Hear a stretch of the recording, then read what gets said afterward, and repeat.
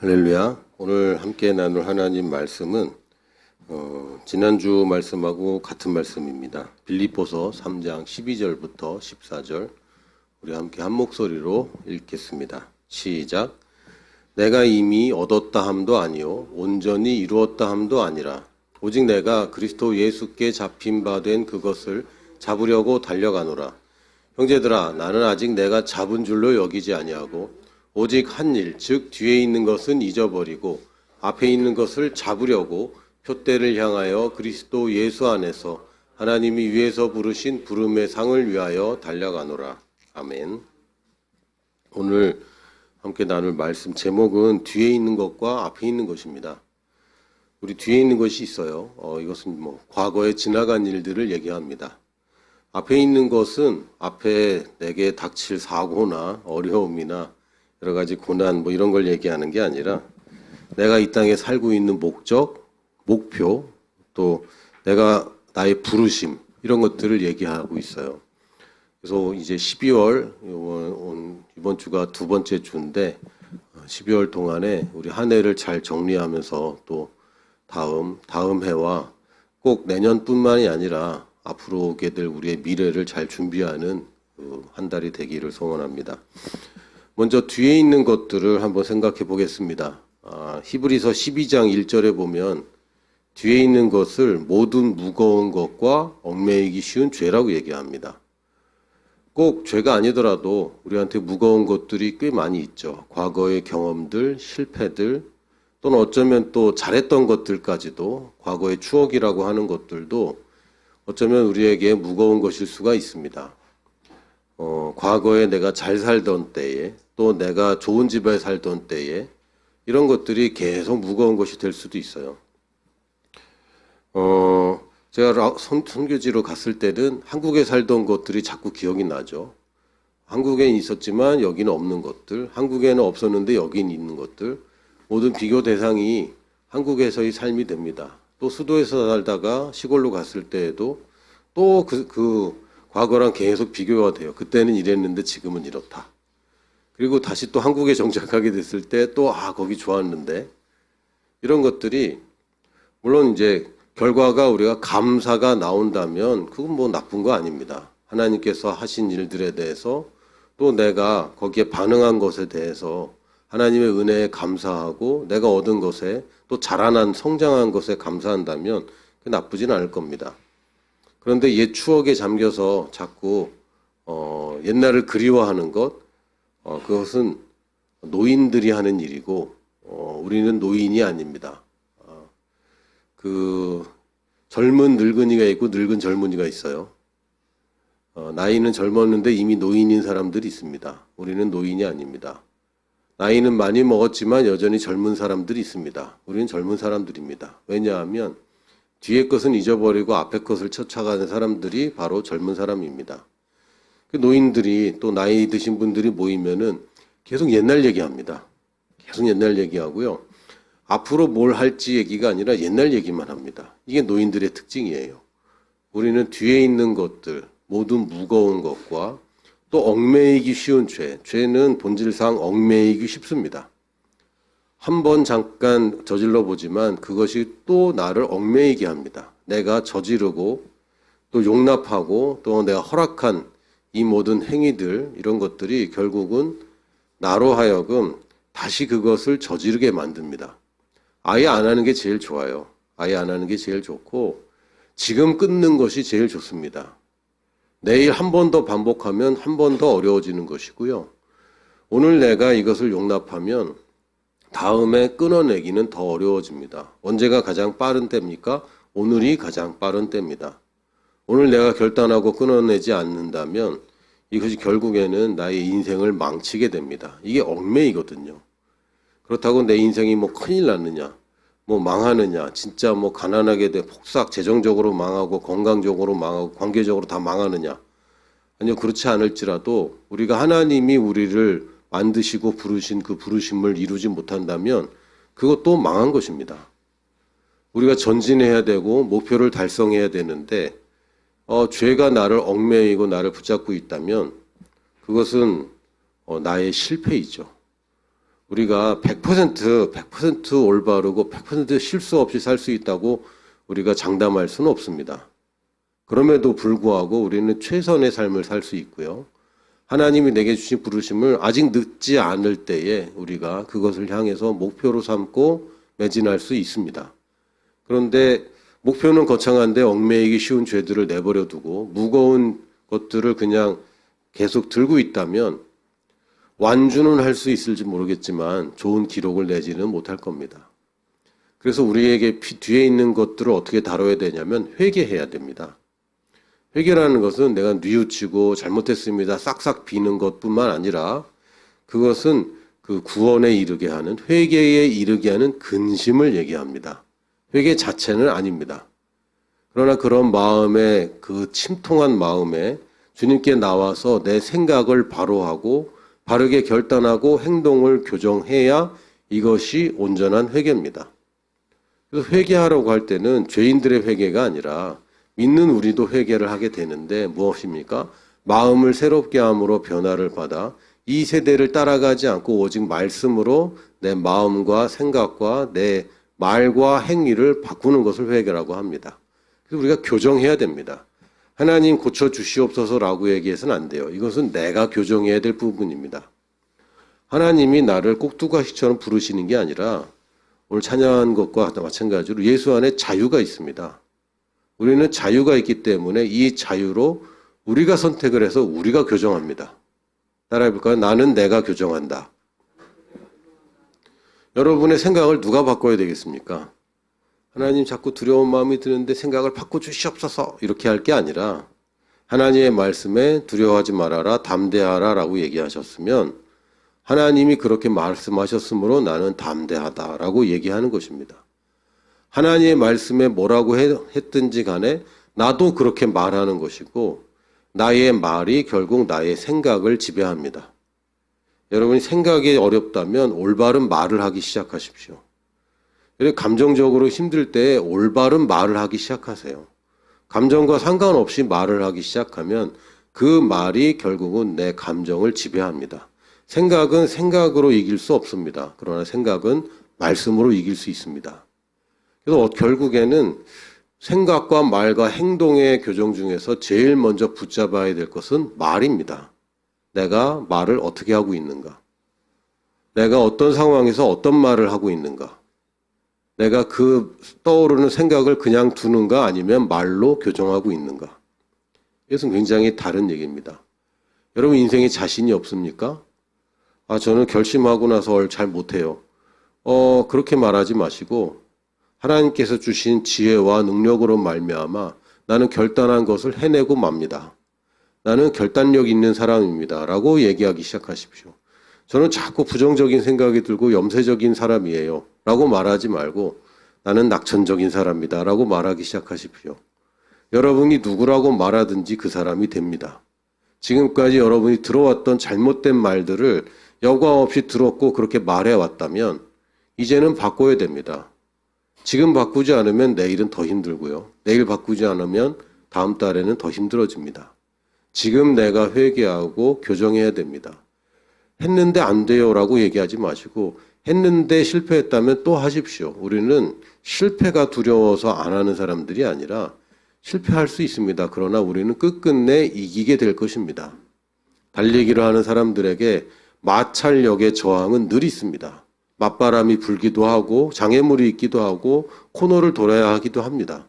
그러나 속도가 줄어들긴 하겠지만 우리는 멈추지 않을 것입니다. 특히 뒤에 있는 무거운 것들 가운데 용서와 용납이 필요합니다. 용서와 용납에 대해서 제가 한 달째 지금 고민하고 있었는데요. 갑자기 쉽게 정리가 됐어요. 용서는 사람을 향한 것이고 용납은 행위에 관한 것입니다. 용서는 조건적인 것이 아닙니다. 무조건적인 것입니다. 왜요? 내가 자유하게 되기 위해서, 내가 치유받기 위해서, 또 내가 나아가기 위해서 용서하는 것입니다. 그 사람이 나에게 회개하든 용서를 빌든 그것과 상관없어요. 용서하기로 결정하는 것은 나의 선택입니다. 나는 용서할 수 있는 능력이 있는 사람입니다. 예수님이 나에게 70번씩 7번까지라도 용서하라고 하셨으면 나는 용서할 수 있기 때문에 하시는 말씀이지, 그리고 예수님이 명령하시면 그 명령에 이미 능력이 들어 있습니다. 누구에게? 그것을 아멘 하고 받아들이는 사람에게는 그것이 능력으로 역사합니다. 70번씩 7번이라도 용서해라라고 얘기할 때 네 하는 사람은 그렇게 할 수 있는 거고요. 아, 어떻게 그렇게 해요? 하는 사람은 못하는 거죠. 마치 예수님의 베드로에게 하신 말씀은 우리로 걸어오라라고 한마디가 필요했던 거고요. 베드로가 그것을 믿을 때 무리를 걸었습니다. 특별한 능력을 붓는 안수기도도 없었고 뭐 찌릿찌릿한 어떤 느낌도 없었고 큰 변화가 있는 게 아니라 예수님이 오라라고 명령하실 때 베드로는 믿었고 나머지 제자들은 믿지 않고 배 안에 있었습니다. 그 차이일 뿐입니다. 따라해볼까? 나는 용서하는 사람이다. 나는 용서받았고 무조건 용서하는 사람이다. 용서는 조건적인 것이 아닙니다. 무조건적인 것이죠. 왜요? 하나님이 조건적으로 용서하셨다면 우리 이미 끝장난 거 아닙니까? 인류는 이미 심판받아도 마땅합니다. 그러나 하나님께서 무조건적인 은혜를 베푸셔서 그 무조건적인 용서의 결과로 태어난 사람이 납니다. 그러므로 나는 천성적으로 용서를 기반으로 해서 태어난 사람이고 사는 사람입니다. 용서받는 것은 나에게 매우 익숙한 것이고 그러므로 용서하는 것도 나에게 익숙한 것입니다. 우리가 착각하고 있는 것이죠. 저 사람이 안 변했는데 내가 어떻게 용서하냐고. 아니요. 지금 용납과 용서를 헷갈리는 겁니다. 용서는 사람을 향한 것이고 이건 무조건적인 것입니다. 동성애는 우리가 용납할 수 없어요. 그러나 동성애자는 어떤 경우도 용서할 수 있습니다. 우리가 그 사람을 받아들일 수 있는 거죠. 용납은 행위에 관한 것인데 우리가 받아들일 수 있는 행위가 있고 받아들일 수 없는 행위들이 있습니다. 예를 들면 사소한 습관 차이, 이거는 그냥 용납할 수 있는 것이죠. 그러나 반복되는 죄가 있다면 거기는 우리가 용납해서는 안 됩니다. 우리가 이 무거운 것들 혹은 나와 맞지 않는 것들, 이건 용납할 수 있어요. 그러나 죄에 관해서는 우리가 용납할 수는 없습니다. 우리가 죄까지 용납해버리면 곤란하죠. 이건 우리가 기필코 지켜내야 되는 것인데 사람은 무조건 용서할 수 있습니다. 행위에 대해서는 우리가 선택적으로 용납할 수 있는데 이것이 죄가 아니더라면 그건 다 이제 용납해야 됩니다. 예수님도 죄가 아닌 것은 무조건 다 용납하셨습니다. 어느 정도냐면 바리새인들과 유대인들이 아주 욕을 할 정도로 너희들은 내는 맨날 세리와 참기랑 맨날 먹고 마신다고. 먹는 것도 죄가 아니고 마시는 것도 죄가 아닙니다. 그리고 어떤 음식을 먹느냐 이것도 죄가 아닙니다. 세리와 창기들을 예수님이 용서하셨고 그들과 어울리는 것을 용납하셨습니다. 그런데 무엇을 용납하지 않으셨습니까? 율법적인 것들, 바리새인들의 이 외식함, 가식적인 것들은 예수님이 용납하지 않으셨습니다. 예수님이 가늠하다 잡힌 여자에게 모든 사람, 둘러선 사람에게 죄 없는 자가 돌로 쳐라. 이때 사람을 용서하신 것이고 그러나 이 여자에게 너 계속 그래도 돼 라고 얘기하지 않으셨죠. 그러나 더 이상 죄 짓지 말라고 말씀하셨습니다. 사람을 용서하고 사람을 받아들이되 행위에 대해서는 용납하지 않으셨습니다. 왜? 죄이기 때문에. 근데 대부분 우리가 사회생활하면서 느끼는 것은 죄인 행위보다는 나와 다른 행위들 때문에 나와 다른 사고방식과 태도들 때문에 용납이 어렵죠. 근데 그렇게 되면 누가 문제입니까? 나한테 큰 문제가 됩니다. 왜요? 이 과거를 끊어내지 못해요. 여러분이 과거의 실수들에 대해서는 여러분이 용납을 해야 됩니다. 그것이 부모님이든 친구들이든 아니면 형제간에든 여러분이 상처 준 것들이 있습니다. 사람을 용서할 뿐만 아니라 그 행위에 대해서도 용납해야 됩니다. 이제는 잊어버려야 됩니다. 창세기 41장 51절에서 52절에 보면 요셉이 자기 아들들의 이름을 짓는 장면이 나옵니다. 요셉이 그의 장남의 이름을 므낫세라고 하였으니 하나님이 내게 내 모든 고난과 내 아버지의 온 집의 일을 잊어버리게 하셨다 하며, 첫 번째는 뭡니까? 모든 고난. 이건 고통스러운 기억이죠. 고통스러운 기억입니다. 형들이 죽이려고 하고 그 생생한 기억입니다. 땡볕에 거기서부터 이집트까지 걸어오던 그 과정. 어쩌면 맞았을지도 몰라요. 노예 시장에 벌거벗겨져 갖고 노예 시장에 팔려가는 그 수치. 여러분 혹시 그런 수치 당해본 적 있습니까? 나를 값으로 매기고 나를 끌고 와서 팔아버리는 이 수치. 그리고 배신감. 굉장히 성실하게 일했는데도 보디발은 나에게 진실을 물어보지도 않고 자기 집안의 허물을 덮으려고 나를 감옥에 가뒀습니다. 이 배신감. 그리고 이 고통. 지금 감옥도 굉장히 열악하긴 하지만 당시의 감옥이 이게 그 좋은 경험은 아닌 거죠. 아주 끔찍한 경험들. 그리고 거기서 또 다시 배신당하고 이런 일들. 이런 고난을 잊어버리는 것이 중요합니다. 근데 두 번째, 이 사람이 무엇을 잊어버리려고 했습니까? 아버지의 온 집 일들. 이게 뭐죠? 옛날 좋은 추억들. 내가 원래 저기 살았어야 되는데, 내가 아버지한테 사랑받아야 마땅한데, 우리 아버지 지금 어떻게 하고 있지? 이것까지도 잊어버리기로 결정했습니다. 그것이 좋은 추억일 수는 있는데, 지금 이 사람이 해야 되는 일이 뭡니까? 나라를 잘 다스리고, 이집트로 말미암아 7년의 풍년에 잘 대비해서 7년의 흉년 동안 잘 살아남아서 이 일이 결국은 어떻게 되면 근동 지방을 전체를 다 살리게 됩니다. 그리고 사실은 자기 아버지와 그 집안까지도 요셉 때문에 살아남죠. 그러니까 한두 사람의 목숨이 걸린 얘기가 아닙니다. 그러니까 옛날에 참 좋았던 시절이 있었고 그때 참 즐거웠는데 하지만 요셉의 부르심에는 그것이 방해가 되는 기억이죠. 요셉이 그것을 두 가지를 잊어버리게 했습니다. 하나는 나쁜 것이고 하나는 좋은 것인데도 불구하고 내가 늘 추억에 잠겨서 한탄하면 이게 무슨 소용이겠습니까? 그래서 잊어버리다라는 뜻으로 큰 아들 이름을 지었습니다. 아들 이름을 잊어버린다는 거예요. 근데 잊어버린다고 자꾸 하면 자꾸 생각나는 거 아닙니까? 그래서 진짜 이것은 잊어버린다는 표현은 망각한다는 게 아니고 망각되지는 않을 겁니다. 그러나 망각이 아니라 이 기억을 재구성하는 겁니다. 신경세포를 새롭게 연결하는 거예요. 이게 우리가 잊어버리는 과정이고 과거의 것들을 우리가 해석하고 다시 정리하는 것이 꼭 필요합니다. 요셉은 과거를 새롭게 정리를 해버렸습니다. 옛날에 좋았던 것에 감사할 뿐만 아니라 고난이 어떤 의미가 있었고 자기가 지금 이 경로를 보면 최단거리로 가장 좋은 길로 왔다는 것을 요셉이 깨닫게 되었습니다.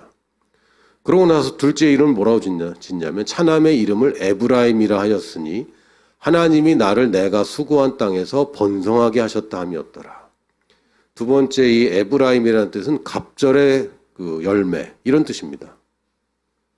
그러니까 첫 번째는 내가 과거와 단절하는 것이고 두 번째는 내 앞에 있는 것을 바라보는 것입니다. 요셉이 이 두 가지를 아주 탁월하게 잘 해냈습니다.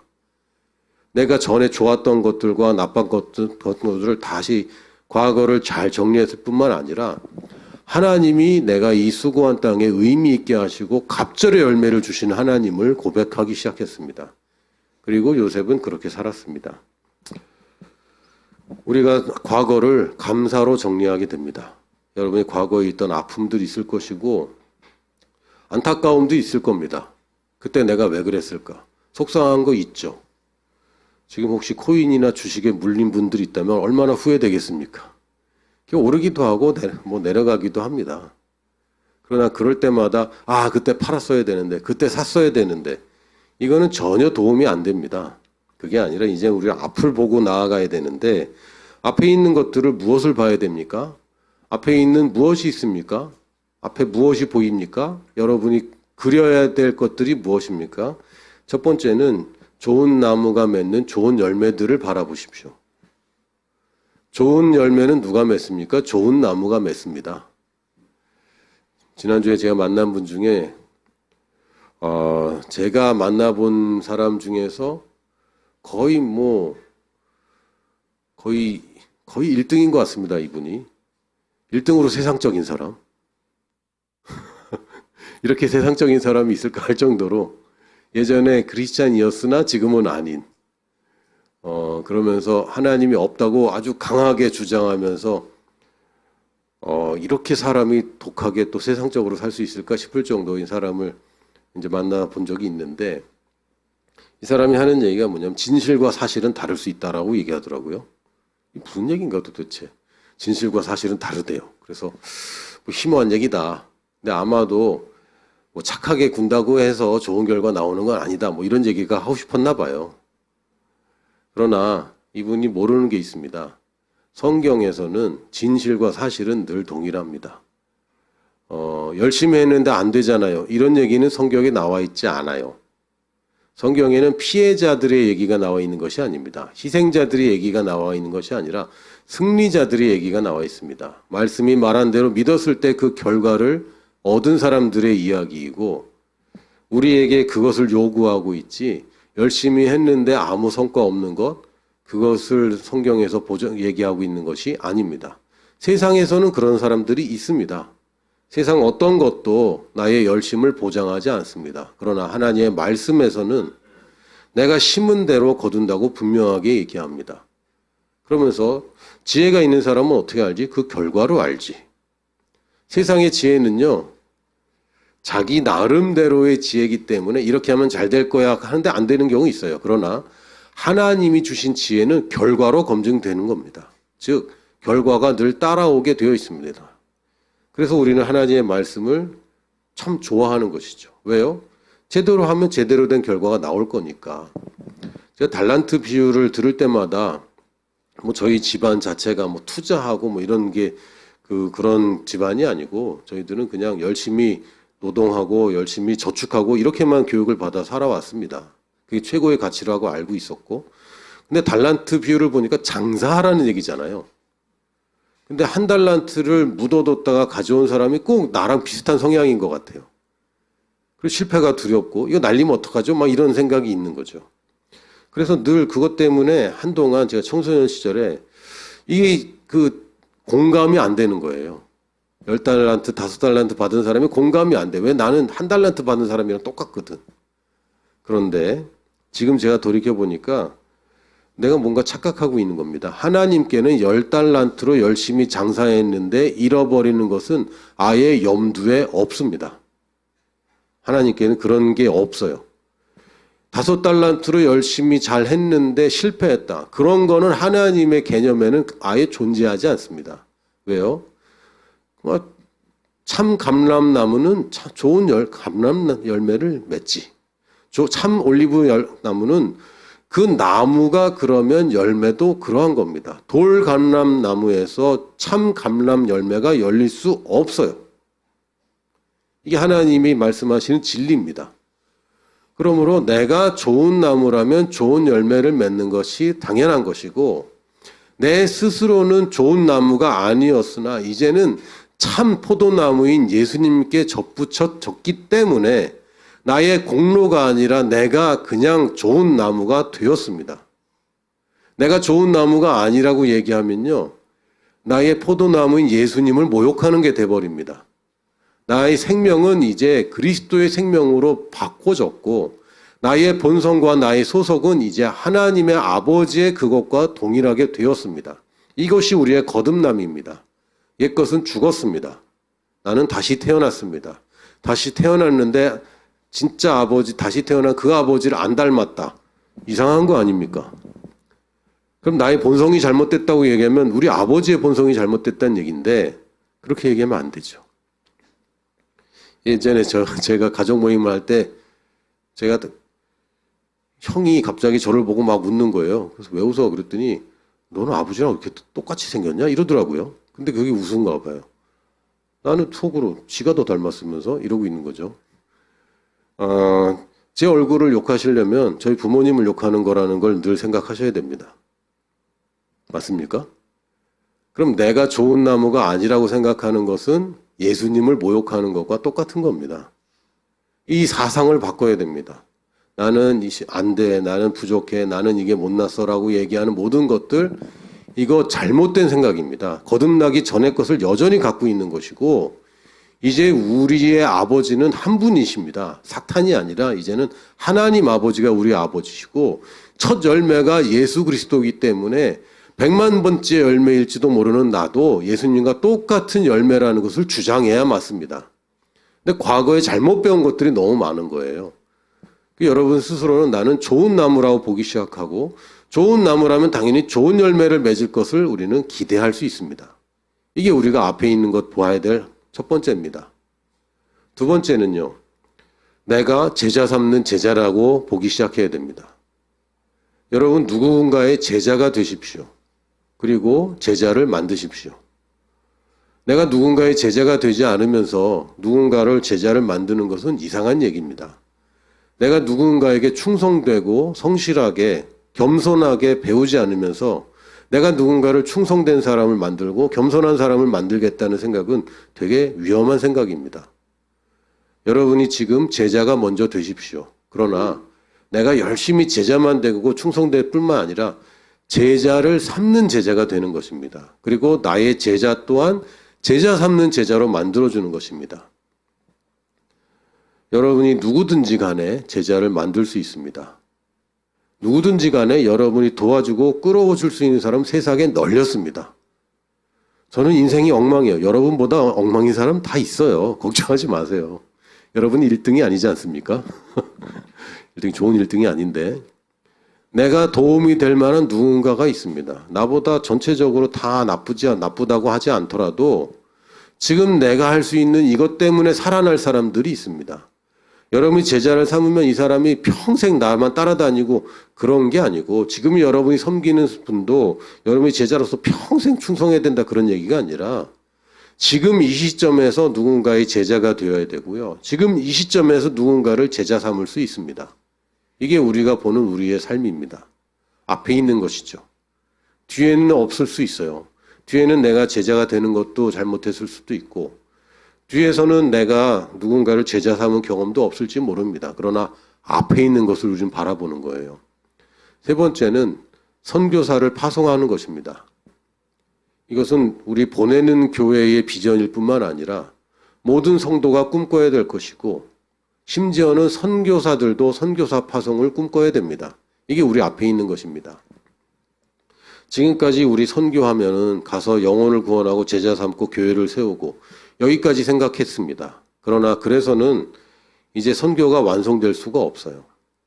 선교는 언제 완성됩니까? 현지에서 선교사가 나와야 선교가 완성됩니다.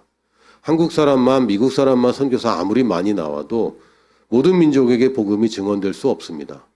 그 나라에서 선교사가 나와서 자국 내 미전도 종족에게 선교를 하고 그 종족 가운데 또 선교사가 나와서 옆에 있는 미전도 종족에게 선교를 해야 모든 민족에게 복음이 증언됩니다. 사자는 사자를 낳고 강아지는 못 낳지.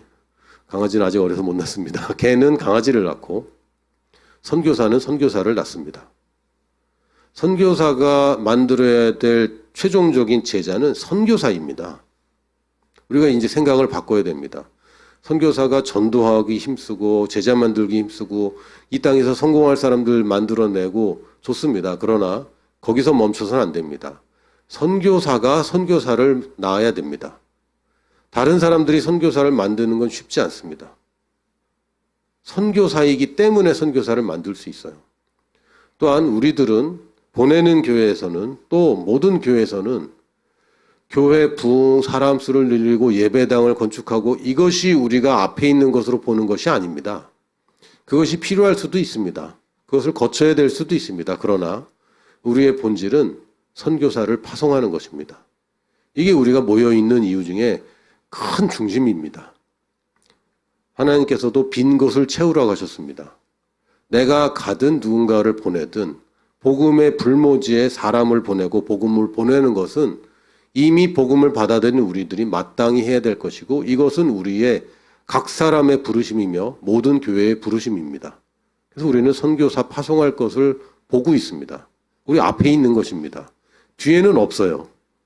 보내는 교회가 아직 파송한 적이 없습니다. 그러나 앞에 있는 것을 우리는 바라봅니다. 그리고 영혼 구원입니다.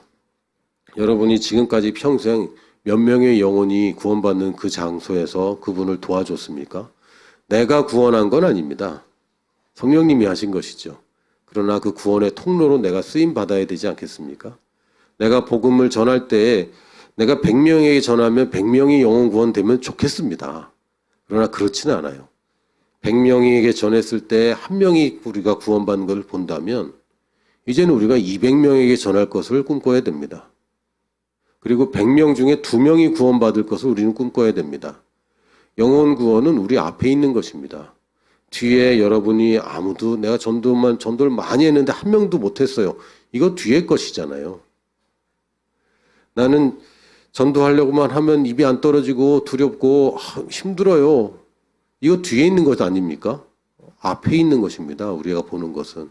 앞에 있는 것. 우리가 정복은 이 영혼들을 지배하고 있는 이 사탄의 세력을 정복해서 포로된 이 영혼을 구출하는 것이 우리 정복의 목적입니다. 우리가 뭐 좋은 땅 차지하고 좋은 집 차지하고 행복하게 살기 위한 정복이 아니라 영혼 구원을 위해서 정복하는 것이고 그리고 교회를 세우는 것입니다. 지금 있는 교회를 세우는 것입니다. 그러나 저는 여러분 성도 모든 분들 앞으로 계속해서 이 교회에 계실 거라고 생각은 안 하시는 게 좋겠습니다. 우리 교회는 계속해서 교회들을 개척할 것입니다. 계속해서 남아있을 사람은 아무도 없을 겁니다. 앞으로 시대가 어떻게 될지 모르겠지만 정말 건강하고 아름다운 교회의 모습은 아름답고 큰 건물에 있는 교회가 아닙니다. 건강한 그리스도인들이 같은 비전 아래서 모여 있는 그것이 바로 진정한 교회입니다. 우리는 세계의 교회들을 개척할 것이고 이 한국 땅에도 교회들을 더 많이 개척할 것입니다. 이런 얘기를 할 때 제 마음속에 무슨 생각이 드냐면요. 지금 보내는 교회 개척한 지 3년이 돼가는데 너 지금 무슨 소리 하는 거야? 이런 소리가 계속 들립니다. 이건 어디 것이죠? 앞에 것입니까? 뒤에 것입니까? 뒤에 것입니다. 뒤에 것입니다. 우리는 뒤에 것을 보지 않습니다. 보이긴 잘 보여요. 그러나 보지 않습니다. 의도적으로 우리는 앞에 것을 봅니다.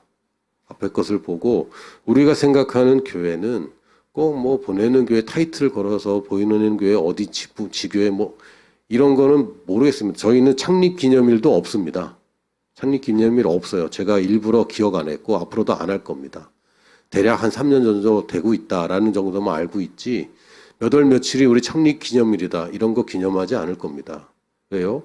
우리가 추구하는 것은 유형의 교회가 아닙니다.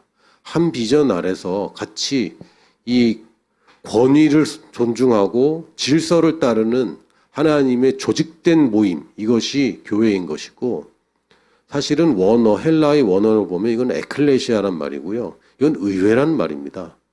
국가의 의회를 국회라고 부르는 것과 마찬가지로 우리는 하나님 나라의 의회입니다. 하나님 나라에서 파견 나와 있는 이 세상의 의회입니다. 그러므로 이것은 소수의 사람들로도 가능하고 다수의 사람들로도 가능하고 어떤 형태나 형식 없이 하나님의 말씀에만 맞다면 우리는 교회들을 계속 개척해 갈 것입니다. 집에서 모이고 카페에서 모이고 학교에서 모이고 회사에서 모이고 어디든지 우리가 한 비전에서 어떤 권위에 따르는 질서를 가진 조직이라면 이것은 교회라고 부를 수 있습니다. 단지 그냥 신우회 정도 해서 모여서 그냥 참 뭐 은혜 받고 끝나는 이것은 교회가 아니에요. 목적이 분명하고 비전이 있고 또 질서가 있는 조직. 이거면 어디든 우리는 교회를 개척할 것입니다. 우리가 좋은 나무로서 좋은 열매를 맺고 또 제자 삼는 제자로서 또 선교사를 파송하고 영혼을 구원하기 위해서 교회는 필수적입니다. 나 혼자 이거를 해내기는 굉장히 어려워요. 그러나 우리가 조직이 생기고 교회로 뭉치게 되면 이것들을 훨씬 더 수월하게 할 수 있습니다. 저희 이제 콤미션 공동체에 아기들이 좀 있습니다. 그걸 보면서 느끼는 것이 한 사람이 성인이 될 때까지 부모만으로 크는 것 같지는 않다. 때로는 고모도 동원되고 때로는 할머니 할아버지가 동원되고 때로는 옆집 아저씨가 동원되고 굉장히 많은 사람들로 말미암아 이 제자 한 사람이 나오는 것입니다. 물론 내가 낳은 아들들이 있지만 이 아들이 성인이 될 때까지 부모들로만은 불가능하죠. 더 많은 사람들이 필요합니다. 그래서 교회가 필요합니다. 사람을 키우려면은 무조건 교회가 있어야 됩니다. 나 혼자서는 안 돼요. 그래서 우리가 교회를 세우는 것이 우리 앞에 있는 것이고 이것은 다스림의 영역에서 굉장히 중요한 것입니다.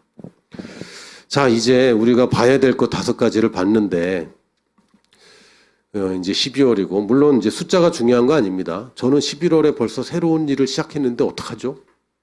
다시 12월 내년에 다시 새로운 일을 해야 돼. 아니요. 숫자가 그 뭐 이렇게 매년 1년 단위로 탁탁 되는 건 아니죠. 그럼에도 불구하고 우리가 좀 새로운 마음을 결단하는 것은 굉장히 중요합니다. 새 포도주를 새 부대에 담으십시오. 여러분 결단만 하고 뭔가 환경적인 것을 변화시키지 않으면 그 결단이 효율적이지 못하게 됩니다. 심지어는 예수님도요, 기도할 때는 산으로 가셨습니다. 거기 계신 데서 하면 안 되나요? 됩니다. 그러나 굳이 산에 가셨습니다. 제자들과 함께 하면 안 되나? 됩니다. 그러나 굳이 감람산에 가셔서 꼭 거기서 기도를 하셨습니다. 예수님도 집중을 위해서 또 변화를 위해서는 뭔가 리프레시가 굉장히 효과적이라는 것을 아셨던 것 같습니다. 예수님도 그러셨으면 우리도 당연히 그렇게 하는 게 좋겠죠. 예수님도 그냥 영적인 것만 추구한 게 아니라 세상의 삶에 관해서 환경적인 것도 잘 다스리신 것을 볼 수 있습니다. 새로운 포도주는 새 부대에 담아야 됩니다. 여러분 새로운 계시를 위해서 여러분들이 이제 시간과 장소를 구별해야 됩니다. 그렇지 않으면 새로운 삶이 어렵습니다. 다 아는 거 아닙니까? 아, 새해에는 똑바로 살아야지, 더 열심히 살아야지, 더 건강하게 살아야지. 다 그렇게 결심합니다. 그런데 그게 왜 잘 안 되죠? 새로운 계시가 일어나야 됩니다. 그냥 머리로 아는 정도가 아니라 이거구나라는 계시가 필요합니다. 그것이 되면 삶이 바뀝니다. 근데 그러기 위해서 우리가 지금 환경적인 것을 정리할 필요가 있어요. 새 포도주를 새 부대에 안 담고 새 포도주를 옛 부대에 그냥 계속 담으면요, 이게 터져버립니다. 새로운 계시를 우리의 새로운 삶에 담아줘야 돼요. 새로운 계시를 우리가 구할 뿐만 아니라 삶도 변화를 줘야 됩니다. 모이는 예배와 개인 경배로 여러분이 변화가 되게 될 것입니다. 코로나 이후에 모이는 것에 굉장히 모이는 것의 중요성이 많이 약화됐습니다. 안 모여도 예배가 이제 드릴 수 있게 되었으니까. 그런데 실제로는요, 꼭 예배를 꼭 이렇게 얼굴 보고 목사님의 육성을 듣는다. 여기 육성 듣는 사람 아무도 없어요. 다 스피커로 듣는 거죠, 어차피. 다 어차피 듣는 거 그런 거고요. 그러나 사람과 사람의 만남에서 그리고 내가 그 장소로 이동하고 준비함으로 말미암아 내가 새 부대를 장만하는 겁니다. 여러분 새 포도주를 먼저 만듭니까? 새 부대를 먼저 만듭니까? 새 부대를 만들죠. 그래야 붙죠. 포도주는 만들어내는데 부대가 없다. 그제서 부대 만든다. 포도주 쉬어버립니다. 그렇게 하는 게 아니고 부대를 준비해야 됩니다. 왜? 새 포도주가 올 것이기 때문에. 그래서 내가 오늘도 그냥 루틴을 만들고 나의 습관을 만들어서 오늘도 먼 거리이지만 내가 교회를 가기로 결정하는 것이고 내가 그 자리에 앉기로 결정하는 것이고 내가 그것을 펴기로 결정하고 하는 것입니다. 그래서 모여있는 예배가 되는 거예요. 그러나 그것으로 만족하지 않고 내가 개인 경배 시간을 이제는 갖기 시작하는 겁니다. 하루에 시간과 장소를 정해놓고 여러분 그냥 뭘 하겠다만 정하는 것보다 시간과 장소를 구별하는 것이 굉장히 중요합니다. 지난번엔 제가 의자라도 하나 사시라고 말씀드렸어요. 아주 좋은 의자를 하나 사세요. 그리고 거기에 앉으면 나는 성경 보는 거야. 성경 보는 의자를 좋은 의자를 하나 사는 것도 굉장히 좋습니다. 새해에 맞춰서 성경책을 하나 사는 것도 굉장히 좋습니다. 이 성경책에 내가 내년 되기 전에 빼곡하게 줄을 치리라. 이런 것도 참 좋습니다. 그리고 어떤 장소를 마련하는 것도 참 좋죠. 이 자리는 내 기도 자리야. 여기 앉으면 내가 기도하는 시간이야. 일단 TV하고는 좀 구별이 돼야 되겠죠. 그 자리가. 거기 앉아서 TV 보고 거기 앉아서 기도하고 그거 별로 좋은 생각이 아닙니다. 그 자리를 구별하면 참 좋습니다. 그래서 환경이 정리가 되는 게 좋아요. 뭐 대청소를 빨리 하십시오 뭐 이런 얘기가 아니라 여러분이 환경을 정리하지 않은 채 새로운 삶을 시작하는 건 굉장히 어려울 겁니다. 여러분이 늘 스마트폰에 붙들려 있는 삶을 계속 유지하다가 그러면서 이거를 내가 새롭게 변화되리라. 이거 불가능할 겁니다. 내가 책 읽는 공간 자리 하나 없는 집에 살면서 이걸 하는 거 굉장히 어려울 겁니다. 그러니까 환경 정리 먼저 시작하십시오. 올해가 가기 전에 환경을 새롭게 하시고 여러분의 결심을 뒷받침할 수 있도록 지혜롭게 이 환경들을 잘 하십시오. 자, 이제 결론입니다. 정리를 해드리면 구체적인 계획과 목표를 세우십시오. 올 한 해 가기 전에. 첫 번째는 영적인 습관을 여러분들이 시작하십시오. 계획만 세우고 내년에 딱 1월 1일부터 해야지 하지 마시고 지금 시작하세요. 괜찮습니다. 지금 시작하시고 영적 습관 중에 뭐 그냥 크게 두 가지만 제가 말씀드리는 겁니다. 말씀 읽기와 방언 기도하는 것. 사실 방언 기도라고 얘기하면 좀 틀린 얘기긴 한데 많이 방언 기도라고 얘기하기 때문에 방언하는 것을 여러분들이 시간을 정하십시오. 그리고 이걸 해내기 시작하면 방언을 계속 하잖아요. 여러분 계시가 달라집니다. 완전 달라집니다. 장담할 수 있어요. 어떻게 하냐? 제가 그랬으니까요. 합리적이기만 하고 이성적이기만 한 사람인데 이 말씀을 보는 시각과 눈이 완전 달라졌습니다. 말씀을 볼 때에 이 내게 오는 감동이 달라집니다. 방언은 꼭 하십시오. 혹시 방언을 아직 못하시는 분이 있다면 주변에 도움을 받으시고 또 저한테 연락하셔서 꼭 방언을 받으십시오. 그리고 생활습관, 다이어트라고 적었는데 다이어트는 우리가 이제 살 빼는 것을 자꾸 다이어트라고 하는데 사실은 다이어트란 단어는 식이요법이란 얘기입니다. 그러니까 살 빼는 것은 대부분의 사람들이 살이 쪄 있는 상태니까 이제 살 빼는 다이어트만 있는데 살찌는 다이어트도 당연히 있습니다. 건강한 삶을 위한 식이요법인데 식사뿐만이 아니라 시간 다이어트도 당연히 이제 계획을 하셔야 됩니다. 여러분이 스마트폰 사용하는 시간을 스스로 제한해야 됩니다. 그리고 보고 있는 것들을 여러분이 제한해야 됩니다. 그 우리 아들, 딸들만 제한받아야 되는 것이 아니라 어른들도 제한해야 됩니다. 이거 안 하면요, 앞으로 여러분들 인생은 나락입니다. 이 중독성이 굉장히 강하고요. 늘 재미있는 것들을 공급하기 때문에 앞에 있는 것을 보는 게 아니라 헛된 것을 계속 보게 만들어줍니다. 그러면 인생 망하는 거죠. 그래서 이 스마트폰 다이어트는 꼭 필요합니다. 꼭 필요하고요. 뭐 하루에 몇 시간은 스마트폰을 꺼놓는 시간을 만든다든지 일주일에 하루 정도는 스마트폰을 안 보는 시간을 만든다든지 이런 거 굉장히 필요합니다. 특히 건강을 위해서도 여러분 생활 습관을 바꿔야 됩니다. 그리고 여가라고 표현을 했는데 사실은 그 혼자 있고 그 남는 시간들 있잖아요. 쉬는 시간들. 이때 뭘 하느냐가 진짜 나예요. 아무도 쳐다보지 않고 일이 있는 것도 약속이 없고 그냥 남는 시간에 내가 뭘 하고 있는가. 이때 무엇을 하는가가 진짜 내가 무엇을 보고 있는가에 대한 방증입니다. 내가 여기서 그냥 스마트폰이나 하고 있고 영화나 보고 있고 유튜브가 계속 제공해주는 그것을 따라가고 있다면 사실 나는 앞에 것을 보는 사람이 아닙니다. 유튜브를 보더라도 여러분이 무엇을 보아야 되는지를 검색을 해서 보는 것은 제가 나쁘다고 얘기하지는 않습니다. 그런데 이 남는 시간에 내가 무엇을 하고 있는가? 이거 여러분 꼭 체크하시기 바랍니다. 관계의 습관도 여러분이 조정을 해야 됩니다. 특히 젊은 사람일수록 여러분이 만날 사람과 만나지 말 사람들 잘 구별해야 됩니다. 여러분의 지금까지 과거에는 친하게 지냈을지라도 여러분 과거를 잘 판단해 보십시오. 서로 얼마나 도움이 됐는가? 서로 얼마나 도움이 된가? 정말 만나서 서로 악화되고 있는가? 아니면 만나서 서로 정말 성장하고 있는가? 여러분이 성장하는 만남을 내버려 두고 만나지 말아야 될 사람들을 계속 만나고 있다면요, 여러분이 앞으로 나아갈 수가 없습니다. 이게 무거운 거예요. 죄냐? 죄는 아니에요. 그러나 무거운 것이 자꾸 생기는 것이죠. 재정 습관도 여러분이 계획과 목표를 세우십시오. 계획과 목표를. 11조에 대한 목표를 세우는 것은 조금 아이러니합니다. 왜? 11조는 내가 계획한 대로 된다는 건 아니고 들어온 돈에 대한 11조잖아요. 그러나 여러분이 11조를 늘리는 것을 늘 생각하고 계십시오. 11조를 늘리는 것. 그리고 이런 얘기하면 이제 되게 상처받는 분들이 있을 텐데 제가 이렇게 해라 저렇게 해라 얘기는 안 합니다. 그러나 여러분에게 도전하고 싶은 것은 11조 할 때 저한테 물어보는 사람이 있어요. 목사님, 11조로 할 때 새 전입니까? 새 후입니까?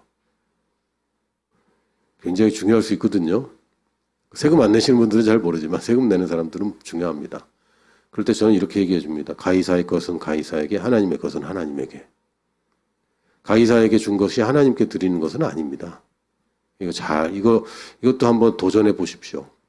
또 헌금도 여러분이 선교헌금, 감사헌금 하는 것들, 이제 연말에 저희가 다시 선교헌금 작정을 할 텐데, 여러분 늘어나는 것에 도전하십시오. 지금 과거의 것을 보지 마시고 앞의 것을 보면서 헌금도 내가 참 동참해야 되겠다. 선교사를 보내는 일에 내가 동참해야 되겠고, 세계에 벌어지는 일들, 교회가 세워가는 일들에 내가 동참해야겠다라는 것에 여러분들이 구체적인 계획과 목표를 세우는 그런 마지막 한 달이 되기를 예수님의 이름으로 축복합니다. 아멘.